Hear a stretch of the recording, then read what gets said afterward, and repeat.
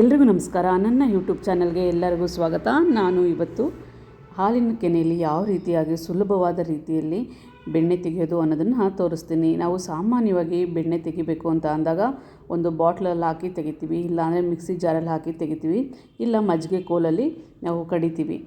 ನಾನು ಈ ರೀತಿ ತೋರಿಸ್ತಾ ಇರೋವಂತಹ ರೀತಿ ತುಂಬಾ ಸುಲಭವಾಗಿರುತ್ತೆ, ಹಾಗೆ ಈಸಿ ಕೂಡ ಆಗುತ್ತೆ. ನಾನು ಫಸ್ಟು ಕೆನೆ ಎಲ್ಲ ತೆಗೆದು ಒಲೆ ಮೇಲೆ ಇಡ್ತಾಯಿದ್ದೀನಿ. ಒಲೆ ಮೇಲೆ ಇಟ್ಟು ಸುಮಾರು ಒಂದು 5ರಿಂದ 10 ನಿಮಿಷ ಚೆನ್ನಾಗಿ ಇದನ್ನು ಸ್ವಲ್ಪ ಬಿಸಿ ಮಾಡಬೇಕು. ಆದಷ್ಟು ಹಾಲಿನ ಕೆನೆ ಜಾಸ್ತಿ ಇತ್ತು ಅಂದರೆ ಸ್ವಲ್ಪ ದೊಡ್ಡ ಪಾತ್ರೆನೇ ತಗೊಳ್ಳಿ. ಇದು ಸ್ವಲ್ಪ ಬಿಸಿ ಆದಮೇಲೆ ಇನ್ನೂ ಜಾಸ್ತಿ ಆಗುತ್ತೆ. ಹಾಗಾಗಿ ನನಗೂ ಕೂಡ ಹಾಗೇ ಆಯಿತು. ಹಾಗಾಗಿ ಬೇರೆ 2 ಪಾತ್ರೆಗಳಿಗೆ ಹಾಕ್ಕೊತಾ ಇದ್ದೀನಿ.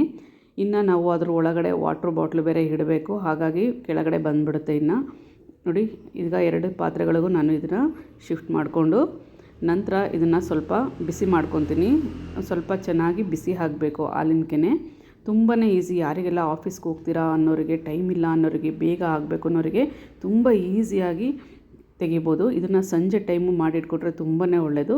ಇದನ್ನು ಚೆನ್ನಾಗಿ ಬಿಸಿ ಆದಮೇಲೆ ಕೆಳಗಡೆನ ಇದನ್ನು ಇಟ್ಬಿಟ್ಟು ಒಂದು ಬಾಟ್ಲಲ್ಲಿ ನೀರನ್ನ ತುಂಬಿಡಬೇಕು.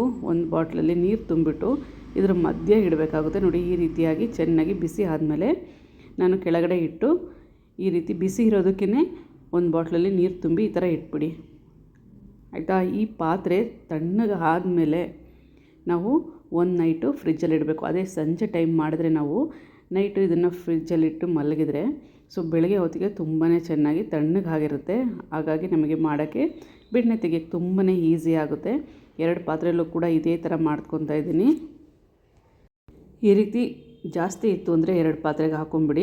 ಹಾಕ್ಬಿಟ್ಟು ಮಧ್ಯದಲ್ಲಿ ಒಂದು ವಾಟ್ರ್ ಬಾಟ್ಲಲ್ಲಿ ನೀರು ತುಂಬಿಟ್ಟು ಈ ರೀತಿ ಇಟ್ಬಿಟ್ಟು ತಣ್ಣಗಾದಮೇಲೆ ನಾವು ಫ್ರಿಜ್ಜಲ್ಲಿ ಇಡಬೇಕಾಗುತ್ತೆ. ಫ್ರಿಜ್ಜಲ್ಲಿಟ್ಟು ನೆಕ್ಸ್ಟ್ ಡೇ ನಾವು ತೆಗೆದ್ರೆ ಚೆನ್ನಾಗಿ ಬೆಣ್ಣೆ ಎಲ್ಲ ಮೇಲೆ ಬಂದಿರುತ್ತೆ. ನೋಡಿ ಎಷ್ಟು ಕ್ಲೀನಾಗಿ ಗಟ್ಟಿಯಾಗಿದೆ. ನಾವು ನಿಧಾನವಾಗಿ ಇದನ್ನು ತೆಗಿಬೇಕಾಗುತ್ತೆ. ಮೇಲ್ಗಡೆ ಇರೋ ಬಾಟ್ಲು ನೀಟಾಗಿ ಬರುತ್ತೆ, ಯಾವುದೇ ರೀತಿ ತೊಂದರೆ ಇಲ್ಲ. ನೋಡಿ, ನಿಧಾನಕ್ಕೆ ಈಗ ತೆಗಿತಾ ಇದ್ದೀನಿ. ಈಗ ತೆಗೆದ್ರೆ ಕೆಳಗಡೆ ಮಾತ್ರ ಹಾಲಿರುತ್ತೆ, ಮೇಲ್ಗಡೆ ಬೆಣ್ಣೆ ನೋಡಿ ಎಷ್ಟು ನೀಟಾಗಿ ಬಂದಿದೆ ಅಂತ ಹೇಳಿ. ಈ ರೀತಿ ಮಾಡ್ಕೊಳ್ಳೋದ್ರಿಂದ ಬೇಗ ಕೆಲಸ ಕೂಡ ಈಸಿ ಆಗುತ್ತೆ. ಯಾರಿಗೆಲ್ಲ ಟೈಮ್ ಇಲ್ಲ ಅನ್ನೋರು, ಆಫೀಸ್ಗೆ ಹೋಗ್ತಾರೆ ಅನ್ನೋರಿಗೆ ತುಂಬಾ ಯೂಸ್ಫುಲ್ ಆಗಿರುತ್ತೆ. ನೋಡಿ, ಬೆಣ್ಣೆ ಎಲ್ಲ ಕ್ಲೀನಾಗಿ ಬಂದಿದೆ. ಉಳಿದಂಥ ಹಾಲಲ್ಲಿ ಪನ್ನೀರ್ ಮಾಡ್ಕೊಳ್ಳೋದ್ರಿಂದ, ಇದನ್ನು ರಾತ್ರಿ ಮಾಡೋದ್ರಿಂದ ಬೆಳಗ್ಗೆ ನಮಗೆ ಪನ್ನೀರ್ ಕೂಡ ರೆಡಿಯಾಗಿರುತ್ತೆ. ಈ ರೀತಿ ಮಾಡ್ಕೊಳ್ಳೋದನ್ನ ನೀವು ಒಂದ್ಸಲ ಟ್ರೈ ಮಾಡಿ, ಹೇಗೆ ಅನ್ನಿಸುತ್ತೆ ಅನ್ನೋದನ್ನು ಕಮೆಂಟ್ ಮೂಲಕ ತಿಳಿಸಿ. ಈಗ ಎಲ್ಲದನ್ನು ತೆಗೆದುಬಿಟ್ಟು ನಾನು ಬೆಣ್ಣೆನ ಕಾಯಕ್ಕಿಟ್ಟಿದ್ದೀನಿ. ಹಾಗೆ ಉಳಿದಂಥ ಈ ಹಾಲನ್ನು ಯಾವ ರೀತಿಯಾಗಿ ಪನ್ನೀರ್ ಮಾಡೋದು ಅಂತ ನೋಡೋಣ. ಈ ಹಾಲನ್ನ ನಾನು ಸಿಮ್ಮಲ್ಲಿ ಇಟ್ಬಿಟ್ಟು ಇದಕ್ಕೆ ಒಂದೇ ಒಂದು ನಿಂಬೆಹಣ್ಣನ್ನು ಹಿಂಡ್ತೀನಿ, ಯಾಕಂದರೆ ಬೇಗ ಒಡೆದೋಗುತ್ತೆ ಹಾಲು, ಆವಾಗ ನಮಗೆ ಪನ್ನೀರ್ ಮಾಡೋಕ್ಕೆ ಈಸಿ ಆಗುತ್ತೆ ಅಂತ ಹೇಳಿ. ನೋಡಿ, ಈ ರೀತಿ ಒಂದು ನಿಂಬೆಹಣ್ಣನ್ನು ಹಿಂಡ್ಬಿಟ್ಟು ಸ್ವಲ್ಪ ಹೊತ್ತು ಹಾಗೆ ಬಿಟ್ಬಿಟ್ರೆ ಸಾಕು. ಕ್ಲೀನಾಗಿ ನೀರಿನ ಅಂಶ ಬೇರೆ ಆಗಿರುತ್ತೆ, ಕೆನೆ ಎಲ್ಲ ಸಪ್ರೇಟ್ ಆಗಿರುತ್ತೆ. ಅದನ್ನು ನಾವು ಒಂದು ಬಿಳಿ ಬಟ್ಟೆಲಿ ಸೋದಿಸ್ಕೊಂಡ್ರೆ ನೀರಿನ ಅಂಶ ಎಲ್ಲ ತೆಗೆದು ಗಟ್ಟಿಯಾಗಿ ಹಿಂಡಿ ಅದ್ರ ಮೇಲೆ ಒಂದು ಭಾರವಾದದ್ದೇನಾದ್ರು ಇಟ್ಟರೆ ಬೆಳಗ್ಗೆ ಹೊತ್ತಿಗೆ ಪನ್ನೀರು ರೆಡಿಯಾಗುತ್ತೆ. ತುಪ್ಪ ಕೂಡ ನೋಡಿ ಎಷ್ಟು ಕ್ಲೀನಾಗಿ ಎಷ್ಟು ಚೆನ್ನಾಗಿ ಬಂದಿದೆ ಅಂತ ಹೇಳಿ. ತುಂಬಾ ಚೆನ್ನಾಗಿರುತ್ತೆ. ಖಂಡಿತವಾಗ್ಲೂ ಈ ರೀತಿ ಒಂದ್ಸಲ ಟ್ರೈ ಮಾಡಿ. ಹಾಗೆ ಪನ್ನೀರು ಕೂಡ ತುಂಬಾ ಚೆನ್ನಾಗಿರುತ್ತೆ. ಯಾವುದೇ ಕಾರಣಕ್ಕೂ ಸ್ಮೆಲ್ ಏನೂ ಬಂದಿರಲ್ಲ.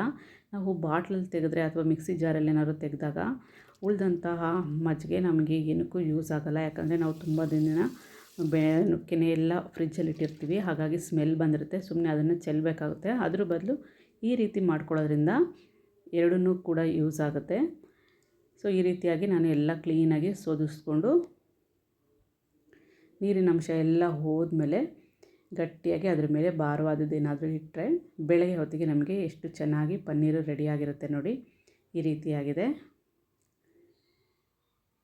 ನೀವು ಕೂಡ ಈ ರೀತಿ ಒಂದ್ಸಲ ಟ್ರೈ ಮಾಡಿ ನೋಡಿ. ಈ ವಿಡಿಯೋ ನಿಮ್ಮೆಲ್ಲರಿಗೂ ಇಷ್ಟ ಆಗುತ್ತೆ ಅಂತ ಭಾವಿಸ್ತೀನಿ. ಈ ವಿಡಿಯೋ ನಿಮಗೆ ಇಷ್ಟ ಆದರೆ ಲೈಕ್ ಮಾಡಿ, ಹಾಗೆ ಶೇರ್ ಮಾಡಿ. ಹಾಗೆ ಮತ್ತೊಂದು ವಿಡಿಯೋದೊಂದಿಗೆ ಮತ್ತೆ ಸಿಗ್ತೀನಿ ಅಂತ ಹೇಳ್ತಾ ಧನ್ಯವಾದಗಳೊಂದಿಗೆ ಮಮತಾ.